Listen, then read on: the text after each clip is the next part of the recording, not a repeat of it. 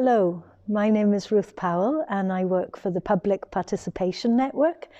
The PPN is an organisation that tries to help other organisations to participate fully in local authority decision making.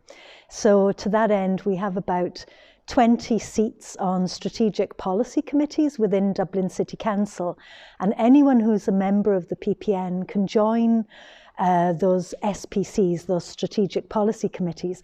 They have to be nominated and they have to be elected, and then they can be part of those committees.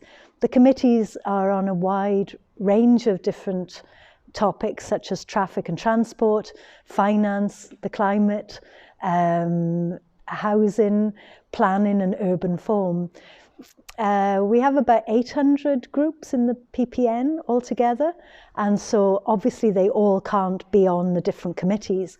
But the way we come around that is if you're not on a committee, you might be in a linkage group or a thematic group.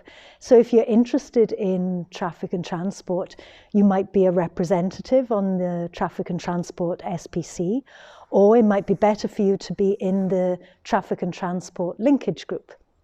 So that probably sounds really, really complicated. It isn't at all. It's just a network of people who are interested in improving the quality of life of the people who live and work and study in Dublin.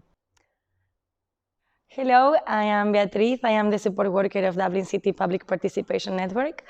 I work along with Ruth, and my role in the PPN is basically to support and assist any tasks that we have to do, which are quite varied, from communications to working with our database, working with our social media, and networking with the PPN members. It can be a different day every day of the week.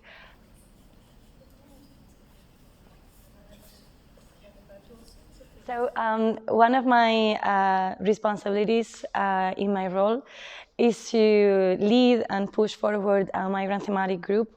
We are also planning to start a traveler thematic group.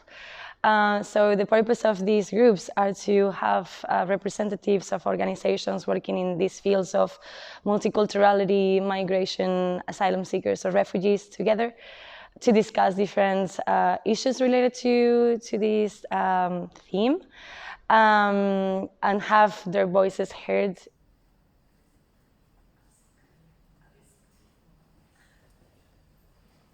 So anyone is welcome to join the PPN, any organisation or network or group of people, as long as it's non-political and as long as it's not for profit. You can just join the PPN and start getting involved. You choose yourself which pillar you would like to join. So you might think that voluntary and community is where your work is, or you might feel that social inclusion is where your work is, or maybe environmental, but you would self-determine which pillar you'd like to join in. This year was really exciting because we put together our first ever 5-year plan. And what was coming out of the strategic plan was that people really wanted to network more. They felt that what was missing with the Public Participation Network was the networking aspect. So we'd really like to offer a lot more networking opportunities going forward. And we're going to do this in in a number of different ways, such as our last Thursday of the month members meetup, but also our 2 plenaries of the year. And hopefully this will give people more of an opportunity to get involved and find out a little bit more about our work. The other thing that people really wanted was training. They wanted training in a number of different areas. And so we're going to try and offer some more training for Public Participation Network membership groups this year. In particular, we're doing something exciting with DCU, and that'll be a summer school later on in the year.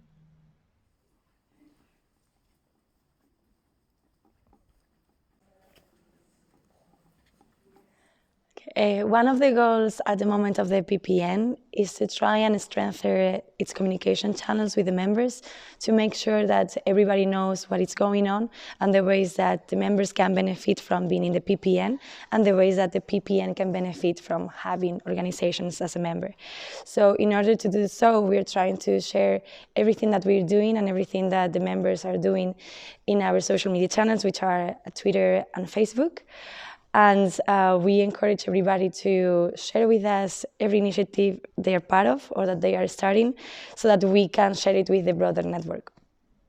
Each organisation in the PPN has the same power as one another. It's a non-hierarchical structure, so it doesn't matter if the organisation is very big and has a lot of staff and has a huge budget and lots of resources. They will have the same power, if you like, to a smaller organisation.